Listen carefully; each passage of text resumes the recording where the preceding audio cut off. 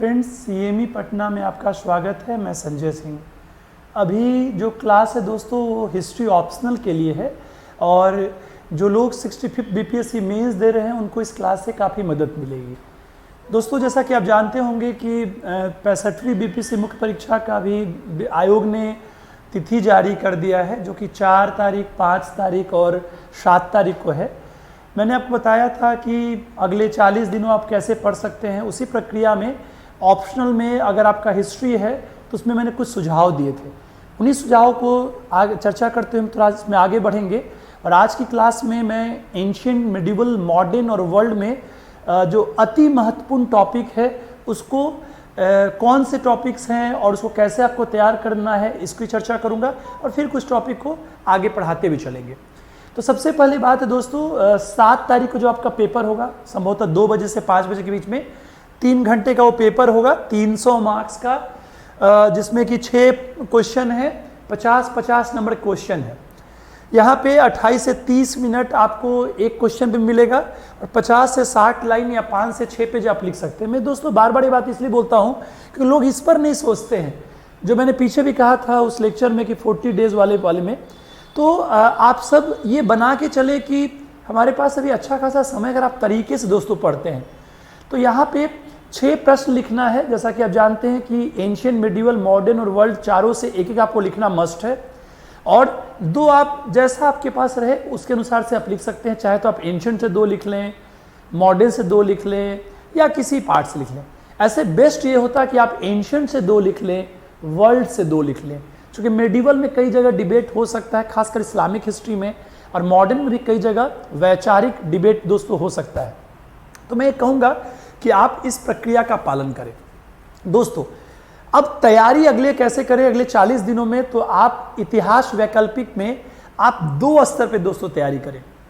सबसे पहले आप जो इम्पॉर्टेंट एरियाज इस बार बन रहे हैं उसको बहुत बेहतर से करें और दूसरा जो अन्य हैं उनको भी हल्का सा पढ़ लेना है। अब कहिएगा कि सर 64वीं में रिपीट हो गया था, निश्चित उस दोस्तों रिपीट हो गया था, लेकिन अब मैं प्रश्नों की बात नहीं कर रहा हूं दोस्तों, टॉपिक्स की बात कर। टॉपिक्स को आप टारगेट करके चलेंगे तो आपको दोस्तों दिक्कत नहीं होगी। तो इसी प्रक्रिया में सबसे पहले मैं प्रश्न पत्र पे आना चाहूँगा। जो पिछली बार का जो प्रश्न पत्र था दोस्तों, 64वीं का जो प्रश्न पत्र था उसी से शुरुआत करना चाहेंगे। 64वीं में आप जैसा जानते हैं पेपर हर पार्ट से 3-3 प्रश्न हैं दोस्तों। एंशिएंट इंडिया में एक सामान्य सा प्रश्न था, राधा कुमुद मुखर्जी का एक स्टेटमेंट था, in spite of all the diversity in different fields, physical, social, linguistic, culture and religious, there is a fundamental unity of India underline this diversity. Hindi में, विभिन्न क्षेत्रों, भौतिक, सामाजिक, भाषाई, सांस्कृतिक और धार्मिक तौर पर इन सभी विविधताओं के बावजूद भारत की मौलिक एकता यहाँ पर विद्यमान है, जो इस विभिन्नता के अंतर्गत भी विद्यमान है। Doctor R K. मुखर्जी का कोटेशन है, नाम लिख दिया कोटेशन। दोस्तों, आर.के. मुखर्जी की कई किताबें, उसमें किताब है जो 1914 में पब्लिश हुई थी, the fundamental unity of India.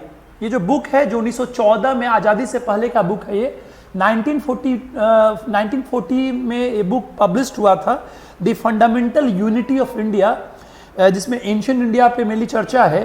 तो उसी से ये थीम है। जैसे हम लोग जब कल्चर की बात करते हैं, भारतीय संस्कृति की बात करते हैं, और जब संस्कृति की विशेषताओं की बात करते हैं तो बोलते हैं कि भारतीय संस्कृति की मूल विशेषता है विविधता में एकता, अनेकता में एकता। तो ये जो थीम है इस क्वेश्चन का वही अनेकता में एकता, जिसको कई स्तर पे आपको एक्सप्लेन करना है, चाहे वो भौतिक विकास क्रम हो भारत के विभिन्न क्षेत्रों में, या जो सामाजिक संदर्भ हो, या जो भाषाई संदर्भ, उसमें कई विभिन्नताएं भी आप देख भी सकते हैं। तो ये बहुत अच्छा इंटरेस्टिंग क्वेश्चन, इसको हम आगे में चर्चा भी करेंगे। तो ये लिखा जा सकता है, बस सवाल जब हो तो आप घबराएं नहीं। सबसे पहले मन को शांत करें। नंबर 2, सवाल को तोड़े दोस्तों, ब्रेक करें कि वो पूछना क्या चाह रहा है, और फिर आपने जो पढ़ रखा है उस पढ़ रखे से उस सवाल के ब्रेकिंग पॉइंट को रिलेट करिए, तो कई सारे दोस्तों पॉइंट मिलेगा, और पॉइंट मिलने के बाद एक शुरुआत, उसका विस्तार और निष्कर्ष लिखें।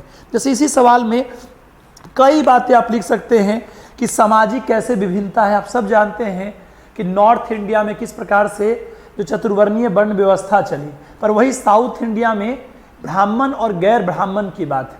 नॉर्थ इंडिया में आप देखते हैं कंपैरेटिव स्तर पे महिलाओं की स्थिति जैसी थी, उससे ज़्यादा अच्छी स्थिति साउथ इंडिया में थी।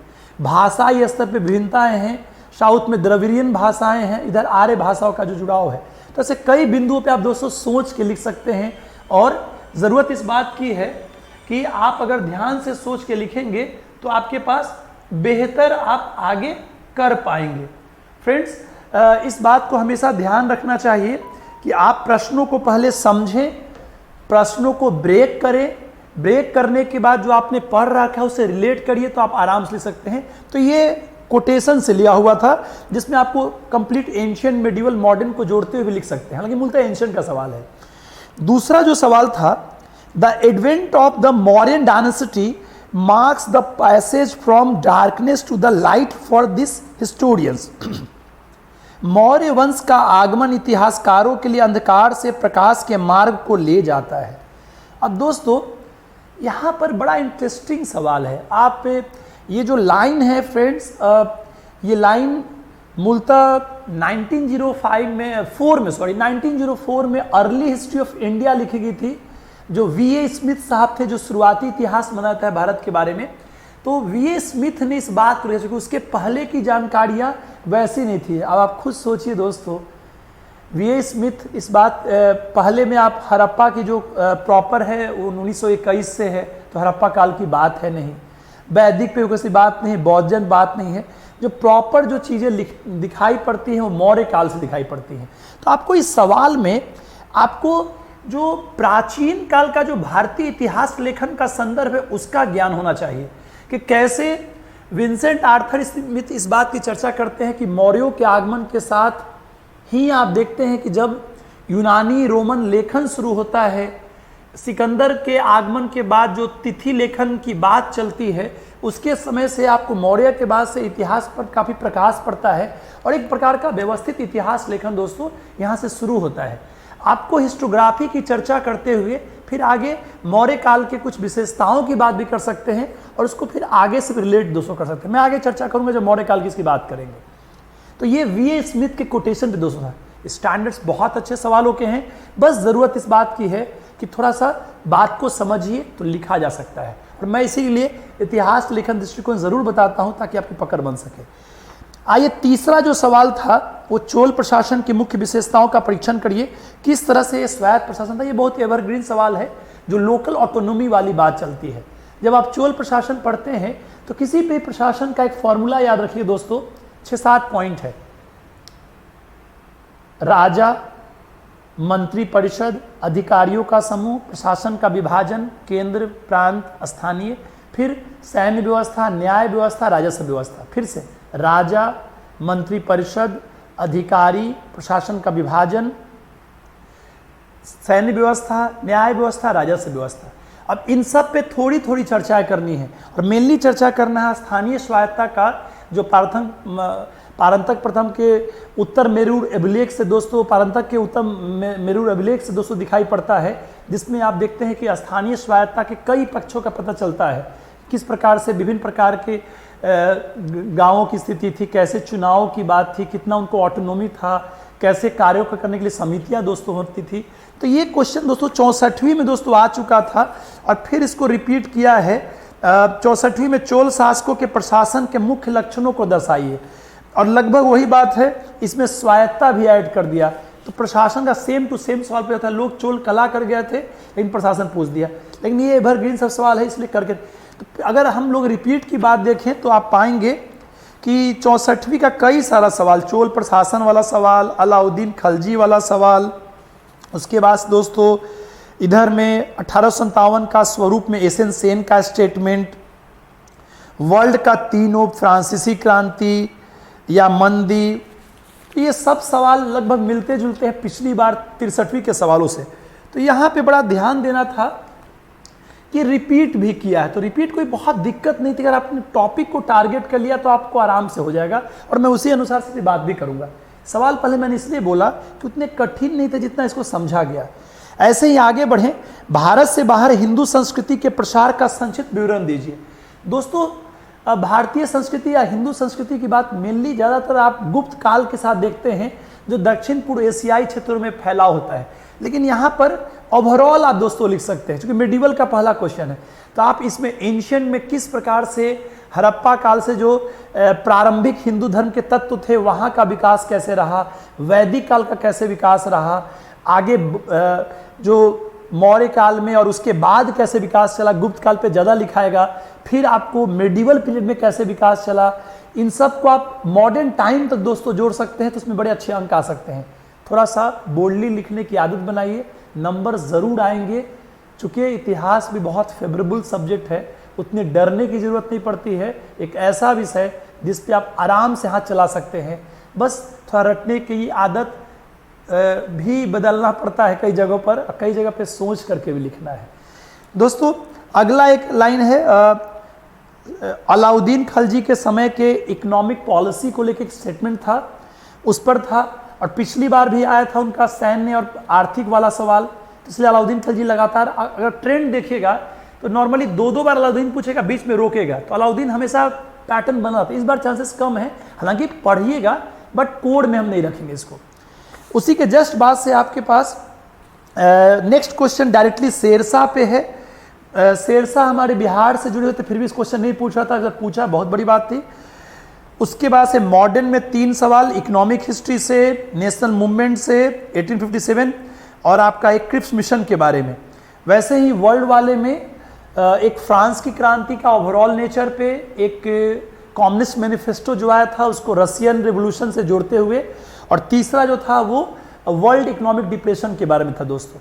तो ये मैंने आपको सवाल बोला जो 64वीं का था, प्लीज सवाल को जरूर देखा करिएगा, सवाल को जरूर देखिए, सिरहाने में रखिए, चाहे वो जीएस हो ऑप्शनल, उससे एक पकड़ बनती है कि अगर ये आएगा तो हम कैसे लिखेंगे। फ्रेंड्स, ऐसे ही 63वीं को देखेंगे और सारे सवालों को आप देखेंगे, बहुत आइडिया लेगा। अब इसी पर मैं सवाल आप सब जानते होंगे, मैंने चर्चा भी किया कि घबराने की जरूरत नहीं है। इन्हीं आधारों पर तैयारी को हम 2-3 स्टेप पे तोड़े हैं। एक बार जनरल रिव्यू में आप एक बार ओवरऑल पढ़िए। मैं सबको कहूँगा कि एंशियंट, मिडिवल, मॉडर्न और वर्ल्ड में जो हमारे स्टूडेंट्स हैं, अभी वो समय बस इतना ही है कि आप नोट्स पढ़ें दोस्तों। आप चाहे तो नोट्स में वर्ल्ड हिस्ट्री आप मेरे भी बुक से पढ़ सकते हैं, पतली सी 50 पन्ने में पूरा विश्व इतिहास है।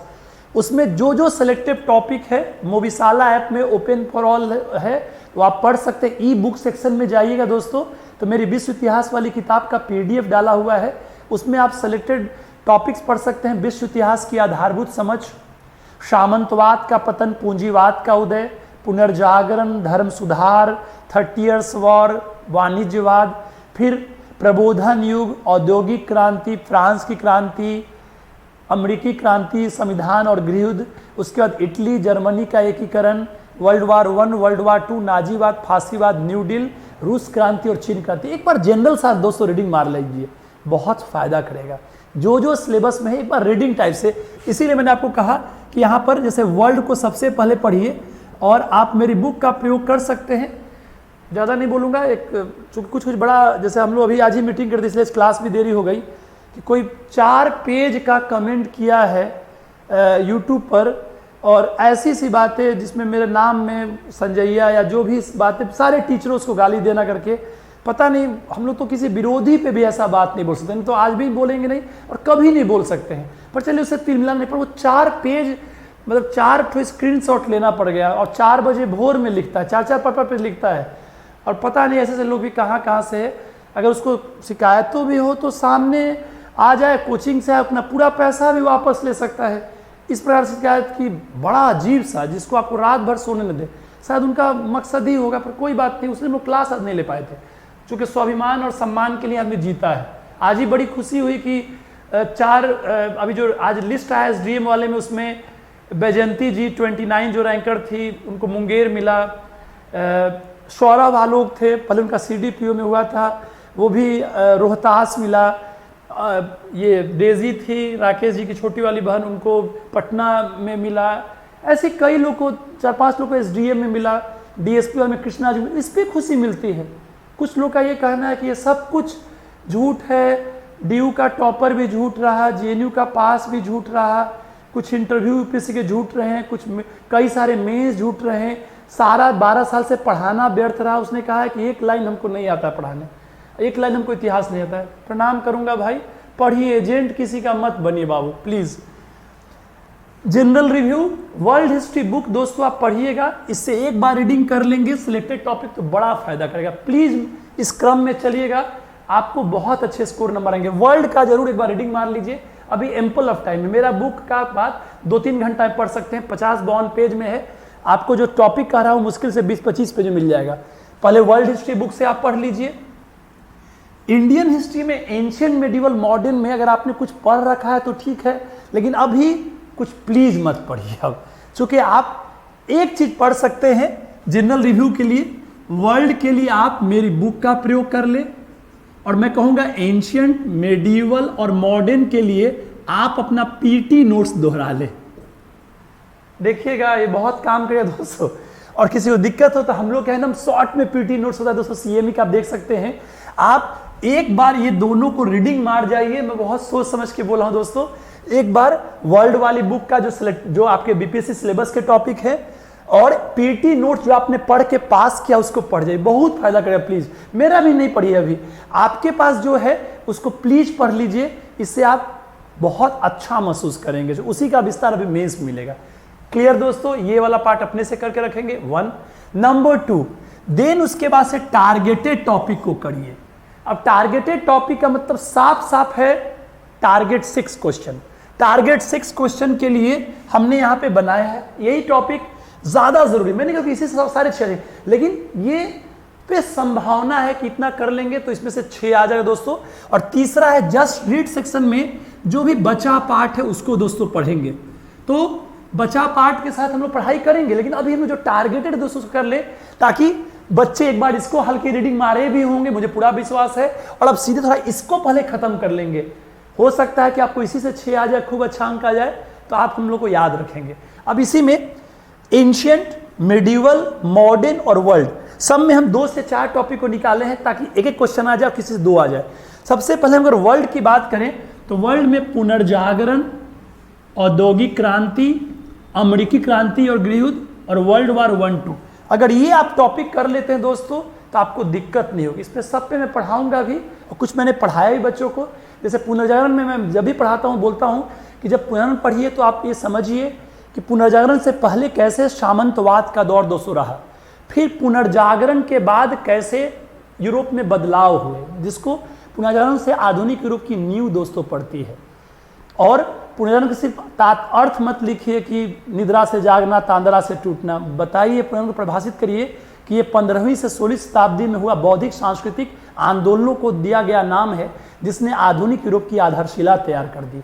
उन लाइनों को प्रयोग करिए जो लाइन बीपीएससी बिहार में या कोई हिटेड बुक्स हैं उसके लाइंस के अनुसार सबके स्टार्ट होनी चाहिए।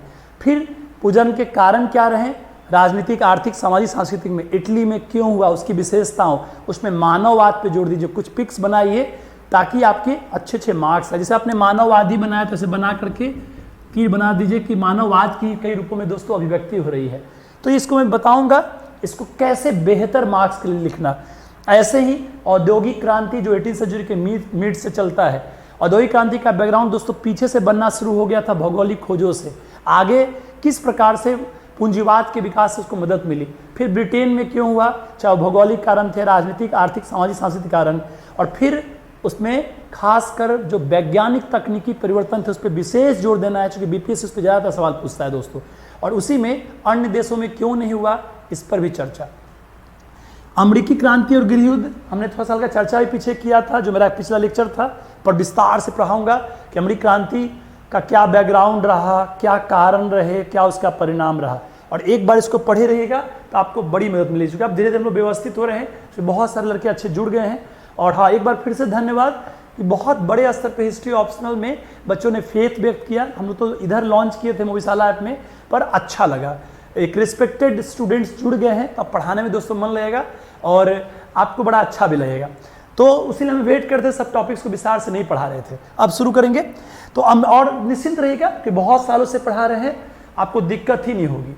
इसी किताब से लेवल जांच लीजिएगा, ज़्यादा हम क्या बताएं। अमेरिकी क्रांति के बारे में जो मैंने बताया भी था, फिर बाद में 1861 से 25 तक गृहयुद्ध, और थोड़ा सा मैं संविधान की बात भी कर दूंगा कि संविधान में क्या विवाद चल रहा था, तो ये टॉपिक हो जाएगा। और चौथा वर्ल्ड वार और world war two. World war one का कारण परिणाम, कारण में वही उसका बैकग्राउंड जो है कि कैसे जर्मनी के गिरने के बाद से क्या क्या चीज़ चली, साम्राज्यवाद और उपनिवेशवाद की ओर का क्या असर चला, शस्त्रों की ओर से क्या हुआ, फिर किसी शांति संगठन के अभाव से क्या हुआ, ऐसी कई सारी बातों की चर्चा के कारणों में परिणाम जो वर्ल्ड वार के बाद हुआ, फांसीवाद, नाजीवाद, मंदी और कई सारे तत्वों से सेकेंड वॉर के बैकग्राउंड बनता है, जिसमें विशेषकर वर्षाय की संधि वाली बात, और फिर सेकेंड वॉर के कारण और उसका परिणाम की बात। तो ये चारों को अच्छा से कर लीजिएगा तो बहुत। मैं तो यहाँ तक कहता हूँ कि पढ़ने में भी पहले बुक वाले में भी यही चारों पहले पढ़िए और सब फिर अदर टॉपिक बाद में पढ़िए। अदर और भी टॉपिक रहेंगे, सामंतवाद का पतन, पूंजीवाद का उदय, इसके अलावा जो एक्स्ट्रा में है सामंतवाद का पतन, पूंजीवाद का उदय, धर्म सुधार, 30 ईयर्स वार और वाणिज्य, हल्की हल्की रीडिंग। इस वाले पार्ट में थोड़ा सा फ्रांस देख लेना है, इधर वाले पार्ट में इटली और जर्मनी का एकीकरण, फांसीवाद, नाजीवाद और थोड़ा सा दोनों साम्यवादी क्रांतियां देख लेना है। लेकिन इसको खूब अच्छे से तैयार कर लीजिए ताकि आए तो बहुत बढ़िया से लिख सके। अभी मैं इसी पर मेन पहला पार्ट रखूंगा, फिर पार्ट 2 में और विस्तार से अन्य पे सब पे शुरू से पढ़ाऊंगा। Number 2 modern India. जी दोस्तों, मैं मॉडर्न में शुरू से कहता हूं 4 पार्ट में बांट लीजिए, राजनीतिक, आर्थिक, सामाजिक और राष्ट्रीय आंदोलन की बात। इसमें आर्थिक बहुत जरूरी है, आर्थिक से क्वेश्चन पक्का आता है नॉर्मली। तो इसमें पिछली बार कृषि का वाणिज्यीकरण आ गया है, मैं सिर्फ गेस क्वेश्चन की बात कर रहा हूं। तो भू राजस्व व्यवस्था, जिसमें तीनों बंदोबस्त जो है उसको बढ़िया से कर लेना, स्थायी, रहतवारी, महलवारी, क्यों लाया गया, कैसे लाया गया, क्या प्रभाव था, सारी पक्ष। परंपरागत उद्योग का पतन, जो डिइंडस्ट्रियलाइजेशन का कंसेप्ट है वाली बात, और जो ड्रेन थ्योरी ऑफ वेल्थ जो है, इन तीनों को विशेष पढ़िएगा। हालांकि मैंने एक लेक्चर में बताया भी था कि इकोनॉमी को ओवरऑल पढ़िए कि ब्रिटिश शासन पूर्व अर्थव्यवस्था कैसी थी, उपनिवेशवाद के 3 चरण क्या हैं, कृषि क्षेत्र में क्या क्या हुआ, उद्योग में क्या क्या हुआ और अन्य क्षेत्रों में क्या क्या हुआ। लेकिन ये 3 हिटेड है, मैंने यहाँ लिख भी रखा है कि जो बहुत ज़्यादा ध्यान देना है, क्योंकि पहले जो कोर को पढ़ लीजिए दोस्तों तो माइंड रिलैक्स रहता है। कौन पूछ रहा है, कितना आपने पढ़ा था, हो सकता है कि इसी से सब आ जाए तो आप बहुत रिलैक्स रहेंगे। हालांकि और भी पढ़ना है। दूसरा है राष्ट्रीय आंदोलन, में से भी एक क्वेश्चन की संभावना है, वो कौन कौन ऐसे टॉपिक हैं। और सहयोग आंदोलन दोस्तों इस बार देख के जाना है ध्यान से। कांग्रेस में जो वामपंथ है, कांग्रेस सोशलिस्ट पार्टी वाला मामला, ये इसलिए भी पूछता है क्योंकि बिहार से दोस्तों जुड़ाव है, क्योंकि आप जानते होंगे जयप्रकाश नारायण वगैरह CSP से दोस्तों जुड़े हुए थे। और फिर जो एक्ट है 1909, 1919 और 1935, उस पर कांग्रेस का क्या प्रतिक्रिया रहा, ये सवाल भी बड़ा इंपॉर्टेंट रहेगा। और फिर लास्ट में सांप्रदायिकता और भारत का विभाजन, ये 3-4 क्वेश्चन और ये इसके 3, ये सब ज्यादा जरूरी, मैंने क्योंकि यही से पढ़ना है। इसके अलावा राजनीतिक में जो अदर में पढ़ेंगे जब एक्स्ट्रा में, तो मैं बात करूँ राजनीतिक में मेनली BPSC फिक्स पूछता है प्लासी की लड़ाई, बक्सर की लड़ाई, जो ली वार्नर की theory native states of India वाले में कि जो देसी रियासतों के प्रति क्या नीति रही है, उसी को जोड़ते हुए विलेजली और डलहौजी को कवर कर लेंगे, सहायक संधि और हड़प नीति, चूंकि इतना ही पूछता है इसमें। फिर सामाजिक धार्मिक सुधार आंदोलन में कुछ चर्चा हो सकती है, लेकिन कोर एरिया जो है ये 4-5 क्वेश्चन, फिर ये 3-4 टॉपिक ध्यान से पढ़ना है। अब आ जाइए ऐसे ही एंशियंट और मिडिवल इंडिया में दोस्तों। ऐसे एंशियंट में शुरुआत में स्रोत भी पढ़ेंगे हम लोग, फिर थोड़ा हड़प्पा भी पढ़ेंगे, फिर उसके बाद से वैदिक भी, बौजन भी सब पढ़ेंगे। लेकिन कौन जो ज़्यादा ज़रूरी है उसको पढ़ लेना चाहिए, क्योंकि इससे कोई थोड़े पूछेगा एग्जाम में कि आप कितना पढ़ के आए हैं, आई हैं। आपने जो टॉपिक पूछा उसको कितना बढ़िया लिख दिया कि उस 50 नंबर में आपको 36 नंबर आ जाए, 35 नंबर आ जाए, तो आप हीरो माने जाएंगे। ये नहीं कि हम कितना पढ़ के, तो इसीलिए कुछ को टारगेट करिए। 2 जोन में आइए, एक टारगेटेड जो ये सब टॉपिक हो गया, और फिर एक अदर्स, उसमें सब कुछ पढ़ते रहेंगे जितना, लेकिन इसको रोज दिन दोहराना है बार बार। अब यहां पर वैदिक काल, वैदिक काल का चांसेस ज्यादा है दोस्तों। हालांकि मैंने पहले ही बोला कि सब रहेगा, एंशिएंट में 8 टॉपिक बनते हैं, लेकिन ये जो 2-3 टॉपिक है ज्यादा ध्यान से पढ़ना है, खासकर ये और ये ही। अब वैदिक काल में जनजीवन, राजनीतिक जीवन, आर्थिक जीवन, सामाजिक जीवन, सांस्कृतिक जीवन। बीपीएससी नॉर्मली इसमें सामाजिक आर्थिक में ज़्यादातर पूछते रहता है। कई बार लोहे के भूमिका के संदर्भ में दोस्तों पूछता है, वहाँ पर हम लोग पढ़ेंगे। जैसे राजनीति है तो राजा के स्तर पे पूर्व वैदिक में और उत्तर वैदिक में क्या बदलाव हुए, मंत्री परिषद के स्तर पे क्या बदलाव हुए, अधिकारी के स्तर पे क्या बदलाव हुए, प्रशासन के स्वरूप में सैन्य न्याय में क्या बदलाव हुए, इन सब चर्चाएं। फिर एक चर्चा करेंगे हड़प्पा से तुलना भी, और इसके माध्यम से हड़प्पा भी दोस्तों रिकॉल हो जाएगा। तो ये टॉपिक इस बार के लिए बहुत महत्वपूर्ण है, वैदिक को खूब अच्छे से करके जाना है। दूसरी बात, गुप्त काल की बात दोस्तों। गुप्त काल में आप पाएंगे स्वर्ण युग की अवधारणा वाला सवाल, जो मैंने थोड़ा चर्चा भी दोस्तों किया था। गुप्त काल में स्वर्ण युग की अवधारणा हो सकती है, गोल्डन एज माना जाए कि नहीं, वो मैंने पार्ट में थोड़ा सा आइडिया दिया था कि ये आधुनिक भारत में चल रहे राष्ट्रवादी लेखन से दोस्तों संबंधित है, जिसमें किस प्रकार से जब उन्होंने राष्ट्रवाद के प्रचार प्रसार के उद्देश्य से एंशिएंट का गुप्त काल को स्वर्णिम दोस्तों बनाया, और उसकी तुलना ब्रिटिश के और यूरोप के और ग्रीक रोम काल के क्लासिकल एजेस से तुलना की। फिर मैंने बताया था कि कैसे वो राजनीतिक, आर्थिक, सामाजिक रूप में उसमें पक्ष क्या है, विपक्ष क्या है, क्या हिंदू पुनरुत्थान का काल माना जाए, राष्ट्रीयता का पुनरुत्थान काल माना जाए। ये सब मैंने एक छोटा सा लेक्चर भी दिया था, अपना पार्ट 1 मैंने दे दिया है। और संभवतः जिस प्रकार से YouTube पे लोग रिएक्ट करें जरूरत से ज़्यादा, तो हम लोग उसको भी बहुत बंद ही करेंगे, अपना ऐप पर ही दोस्तों क्लास चलेगा। हालांकि उसको जीतने नहीं देंगे, जो 4-4 पेज का कमेंट लिखता है उससे विनम्र आग्रह है कि आप पढ़िए, किसी का एजेंट का काम मत करिए, पढ़िए, वही बनाएगा। और हम लोग का वो लेवल नहीं है कि आपके किसी एक कमेंट से हम लोग को बच्चा मान लेगा कि सबसे दुनिया का फ्रॉड इंसान है। उसके लिए चिंता मत करिए, सभी लोग समझदार हैं। बस मैं जानता हूं कि आप हम लोग के रिदम को खराब करने के सब काम करवा रहे हों, कोई बात नहीं है, हम मेहनत करेंगे, विश्वास रखिए। चलिए, यहाँ पे प्राचीन भारत में विज्ञान तकनीक भी एक इंपॉर्टेंट क्वेश्चन है दोस्तों। ये जो विज्ञान तकनीक का विकास है, ये भी मैंने आपको एक लेक्चर में बताया था, जिसमें कैसे गणित में क्या चला, भौतिकी में क्या चला, रसायन में क्या चला और सिविल इंजीनियरिंग में क्या चला, इसकी चर्चा दोस्तों की थी। इसको विस्तार से ही पढ़ाएंगे, पर हल्का सा पिछला लेक्चर से थोड़ा सा देख दोस्तों लीजिएगा प्लीज़, ये भी थोड़ा सा देख लीजिएगा, ताकि थोड़ा आइडिया रहेगा तो आपको अच्छा लगेगा पढ़ाई करने में। मैंने कहा है वर्ल्ड के लिए मेरे बुक से एक बार जनरल रीडिंग और एंशिएंट मिडिवल मॉडर्न में पीटी नोट्स का रीडिंग, उसके बाद से इन हिट टॉपिक्स को पढ़ लीजिए और फिर अदर्स पे आइए। आइए दोस्तों, कुछ मिनट बचा है, फिर इसमें हम मिडिवल की बात कर लेते जो हिटेड है। मिडिवल को 3 खंडों में बांट करके देखिए, पूर्व मध्यकाल, दिल्ली सल्तनत और मुगल काल। पूर्व मध्यकाल का मतलब है दोस्तों 750 से 1206 का दौर, दिल्ली सल्तनत मतलब है 1206 से 1526, और मुगल काल का मतलब है 1526 से 1707 तक का दौर।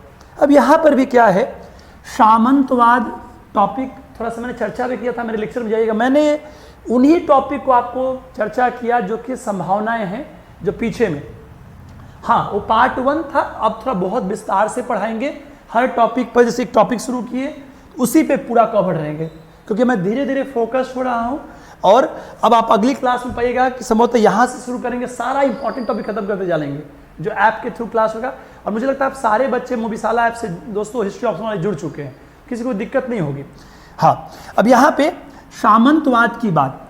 सामंतवाद मैंने बताया था कि एक भूमि आधारित व्यवस्था को दिया गया नाम है, यूरोप में कैसे था, इंडिया में कैसे था, मैंने संक्षिप्त चर्चा की थी। ये भी इस बार का इंपॉर्टेंट टॉपिक है दोस्तों। एक और पल्लव और चोल कला को लेकर के दोस्तों मैंने साथ में इसलिए लिखा कि जो द्रविड़ शैली का विकास क्रम है वो 550 से 750 के बीच में पल्लव काल में एक बेस तैयार होता है, और इसी का विस्तार आपको फिर चोल काल में आगे दोस्तों दिखाई पड़ेगा। तो ये दोनों द्रविड़ कला शैलियों की चर्चा, इसलिए दोनों कंबाइंडली पढ़ेंगे तो आपको बड़ा। मेरा नोट्स भी देखिए, दोनों कंबाइंडली आपको मिलेगा, या कुछ बच्चों को मिल चुका है जो टाइप किया हुआ था। अब आइए दिल्ली सल्तनत की बात करें। दिल्ली सल्तनत में कई टॉपिक हो सकते हैं, लेकिन अगर गेस वर्क कहिएगा तो वो है एमबीटी को थोड़ा ध्यान से पढ़ लेना इस बार के लिए, चांसेस इस बार है।